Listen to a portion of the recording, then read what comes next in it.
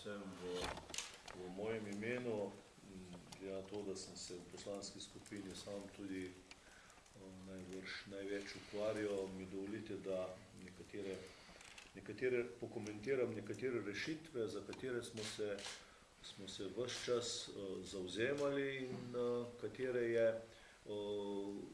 katere so bile tudi mnoge sprijete v tem pokojninskem zakonu.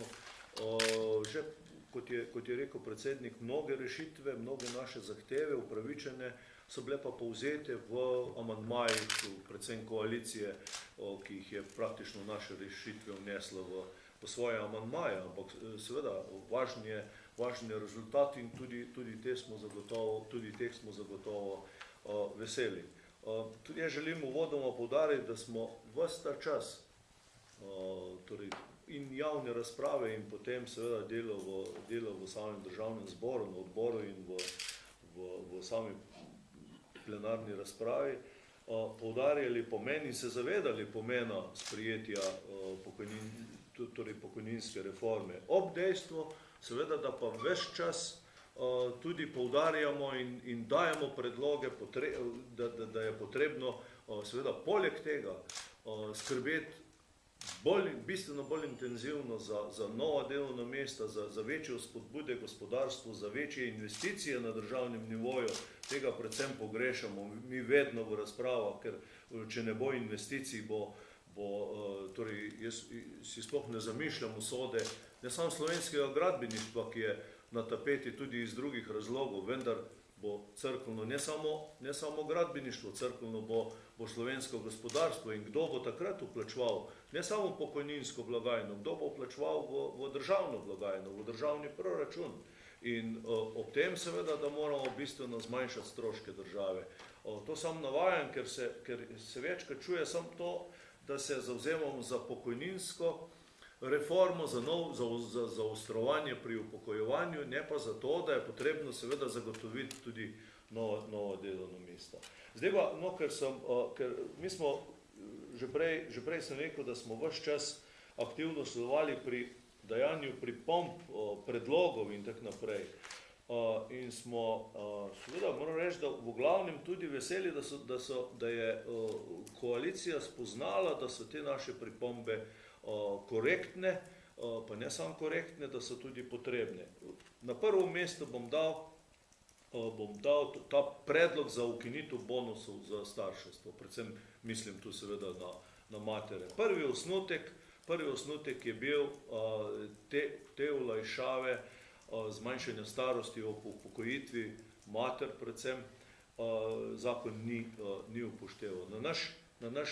Na našo prvo zahtevo, še v času usklajevanj, še v času javne razprave so bili upoštevani zmanjšanje starosti mater ob upokojitvi za 3 otroke oziroma skupno 24 mesecev in na naše vztrajanje se je potem v drugi obravnavi to praktično je prišlo na vse otroke in seveda do nekega sicer minimuma 58 leta starosti mater ob upokojitvi, pa nekaj več pri očetih, če se tudi pri očetih to upošteva. Jaz sem vedno rekel in to še vedno ponavljam, da matere z več otroci, več kot 3, 4, zelo malo jih je žal, ne bodo spraznile pokojninske blagajne. To sem večkrat poudaril in poudarjam tudi danes. Poleg tega se mi zdi pomembno na današnji dan govoriti tudi o tem, da smo se vse skozi zavzemali za postopno zaostrovanje upokojitvenih pogojev. To pomeni, da seveda, da ne priidemo že kar naslednji dan ali pa naslednje leto na teh 65 let, ampak je to za postopki tako postopno, tako starost kot seveda delovna doba.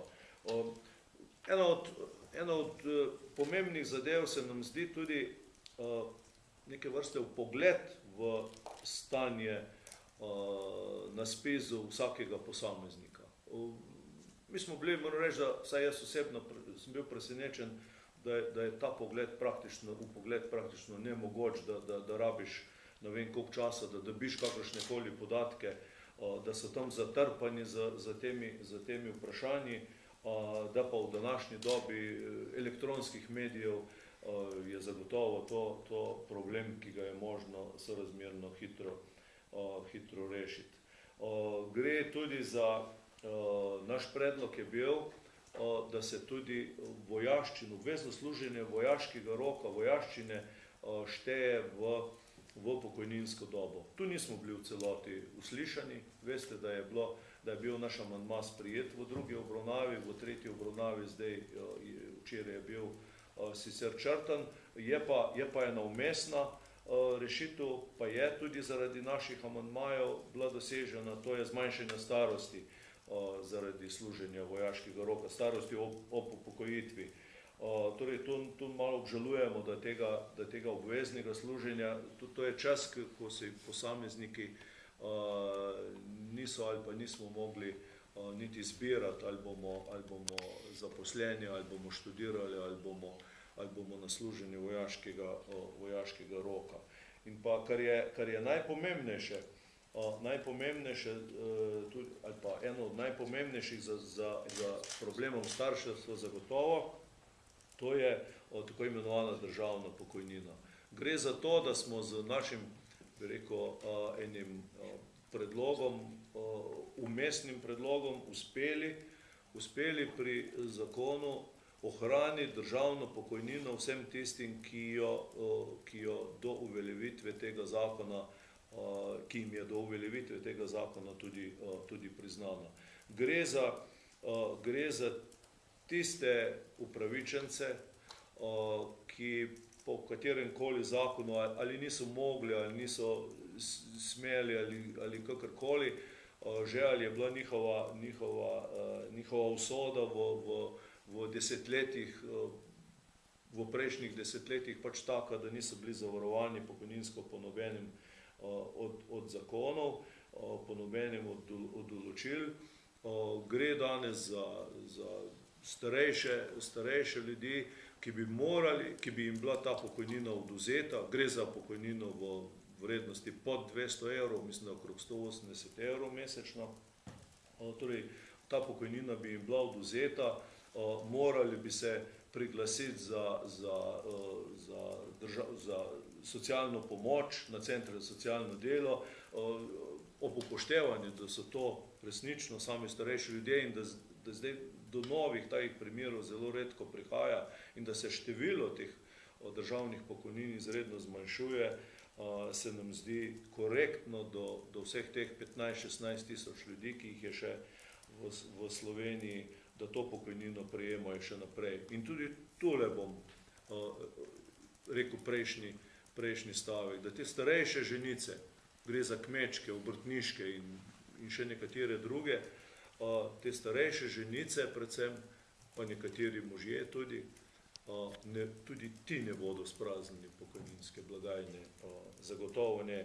Večkrat nam je bilo očitano, da se zavzemamo za ljudi, ki niso vplačevali v pokojninsko blagajno. Vendar iz letnega poročila 2009 torej SPIZ-a je razvidno, koliko upokojencev dobiva pokojnine po posebnih zakonih.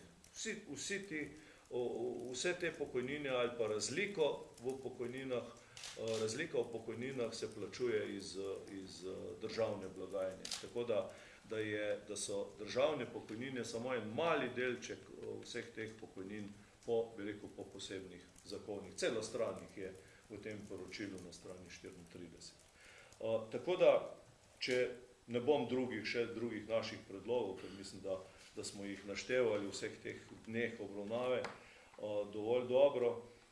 Predvsem bom rekel to, da smo se zavedali potrebnosti po sprejetju pokojninskega zakona, ob tem, da smo skozi vztrajali na tem, da ne smemo delati novih krivic.